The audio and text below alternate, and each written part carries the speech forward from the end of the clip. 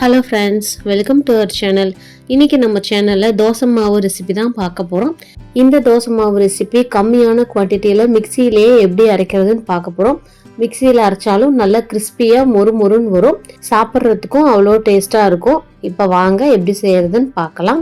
தோசை மாவு பண்ணுறதுக்கு ஃபஸ்ட்டு நம்ம அரிசி ஊற வச்சுக்கலாம். இந்த டம்ளரில் நான் இன்னைக்கு 2 டம்ளர் அளவுக்கு இட்லி அரிசி எடுத்திருக்கேன்.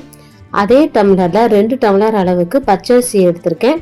நீங்கள் உங்கள் வீட்டில் எந்த டம்ளரில் அளப்பீங்களோ அதே டம்ளரில் இது எல்லாமே அளந்துக்கோங்க.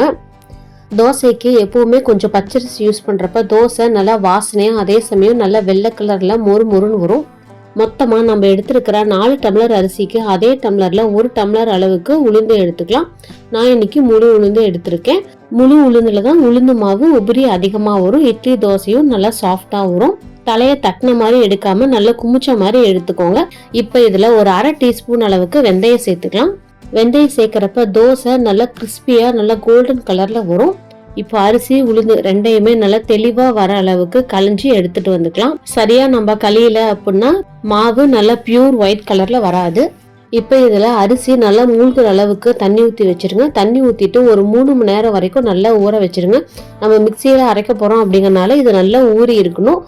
இப்போ பாருங்கள், நல்லா ஊறிடுச்சு. ஒரு 3 மணி நேரத்துக்கு மேலேயே நல்லா நான் ஊற வச்சுட்டேன். நல்லா மேலே எலும்பி வந்திருக்கு பாருங்கள், அரிசி உளுந்து ரெண்டுமே. இப்போ இதை மிக்சியில் சேர்த்து நல்லா நைஸான பேஸ்ட்டாக அரைச்சிக்கலாம். மிக்சி ஜாரில் எடுத்த உடனே நிறையா சேர்த்துறாம கொஞ்சம் கொஞ்சமாக சேர்த்துக்கோங்க. சேர்த்துட்டு கொஞ்சமாக தண்ணி சேர்த்துட்டு நல்லா நைஸாக இந்த மாதிரி அரைச்சி எடுத்துகிட்டு வந்துக்கோங்க. தோசை மாவு கொரப்பாக இருக்கக்கூடாது, நல்லா நைஸாகவே இருக்கலாம். இப்போ பாருங்கள், இந்த அளவு நல்லா நைஸாக அரைச்சிருக்கணும். இப்போ இதை ஒரு பாத்திரத்துக்கு மாற்றிட்டு மீதி இருக்கிற அரிசியை இதே மாதிரி சேர்த்து அரைச்சிக்கலாம். நீங்கள் கடைசி பேட்ச் அரைக்கிறதுக்கு முன்னாடி இதில் தேவையான அளவு உப்பு சேர்த்து இது கூடவே அரைச்சிருங்க. பாருங்கள், நான் 2வது பேட்சையும் அரைச்சி இதோடவே சேர்த்துட்டு லைட்டாக மட்டும் தண்ணி சேர்த்துருக்கேன், மிக்சி அலசின தண்ணி. இப்போ இது எல்லாத்தையும் நல்லா ஒரு டைம் மிக்ஸ் பண்ணி விட்டுருங்க. நம்ம 2வது பேட்சில் தான் உப்பு சேர்த்துருக்கோம் அப்படிங்கிறனால இந்த 2 பேட்சுமே நல்லா மிக்ஸ் ஆகிற அளவுக்கு மிக்ஸ் பண்ணி விட்டுருங்க. அவ்வளோதான். இப்போ இதை மூடி போட்டு ஒரு 8 மணி நேரம் வரைக்கும் நல்லா புளிக்க வச்சுக்கலாம். மாவு நல்லா புளிக்கணும். மாவு புளிச்சாதான் தோசையில் அடியில் அந்த கோல்டன் கலர் வரும்.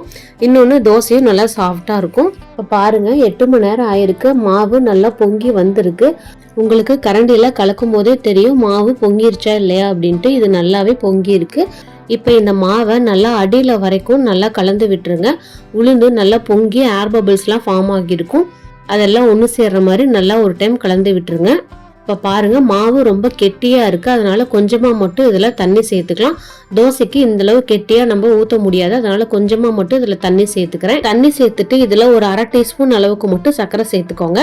சர்க்கரை சேர்க்குறப்ப நம்ம ரெஸ்டாரண்ட்ஸில் கிடைக்கிற மாதிரி தோசை நல்லா கோல்டன் கலரில் வரும். இப்போ பாருங்கள், நல்லா கலந்தாச்சு. மாவு இந்த அளவு பக்குவத்தில் இருக்கணும், ரொம்பவும் கெட்டியாக இருக்கக்கூடாது, ரொம்பவும் தண்ணியாட்டம் இருக்கக்கூடாது.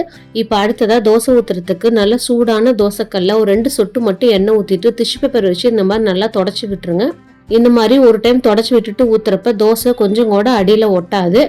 இப்போ கொஞ்சமாக மட்டும் மாவு எடுத்து இந்த மாதிரி நார்மலாக தோசை ஊற்றுற மாதிரி ஊற்றிக்கோங்க. பாருங்கள், மாவு நல்லா கெட்டியாக இருக்கறனால தான் தோசை ஊற்றுறப்ப நமக்கு அந்த ஷேப் கரெக்டாக வருது. ரொம்ப தண்ணியாட்டம் இருந்துச்சுன்னா இந்த அளவுக்கு வராது. அதே மாதிரி மாவு ரொம்ப நைஸாக ஆட்டியிருக்கணும், ரொம்ப கொரப்பாக இருக்கக்கூடாது.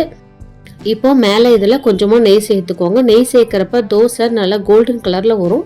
தோசைக்கல் நல்லா திக்கான தோசைக்கல்லாக இருந்தால் நல்லா ஹை ஃப்ளேம்லேயே இதை 1 நிமிஷம் வரைக்கும் நல்லா குக் பண்ணிடுங்க. அதுலேயே நல்லா கோல்டன் கலரில் வந்துடும். இப்போ பாருங்கள், தோசையை கரண்டிலே லைட்டாக தூக்கி விட்டு நீங்கள் கையால் எடுத்தாலே அழகாக வந்துடும். கொஞ்சம் கூட ஸ்ட்ரெயின் பண்ணவே தேவையில்லை, அடியில் கொஞ்சம் கூட ஒட்டாது. தோசை இந்த மாதிரி கோல்டன் கலரில் வரத்துக்கு வெந்தயம், சர்க்கரை இது ரெண்டுமே நீங்கள் கண்டிப்பாக சேர்க்கணும். சேர்த்தா மட்டும்தான் தோசை இந்த மாதிரி நல்லா கோல்டன் கலரில் வரும், ஹோட்டலில் கிடைக்கிற மாதிரி. ஹோட்டலில் இந்த டிப்ஸை தான் ஃபாலோ பண்ணுறாங்க. இந்த தோசை மாவு ரெசிபியை உங்கள் வீட்லேயும் இதே மெஷர்மெண்ட்டில் ட்ரை பண்ணுங்கள், பர்ஃபெக்டாக வரும். இந்த தோசை மாவுலேயே ஆனியன் ஊத்தாப்பம், பொடி ஊத்தாப்பம், மசாலா தோசை எல்லாமே பர்ஃபெக்டாக வரும். டேஸ்ட்டும் ரொம்ப சூப்பராக இருக்கும். கண்டிப்பாக இந்த மாவு ரெசிபியை ட்ரை பண்ணி பாருங்கள். ட்ரை பண்ணி பார்த்துட்டு எப்படி வந்துச்சுன்னு எனக்கு கமெண்ட்ஸில் சொல்லுங்கள்.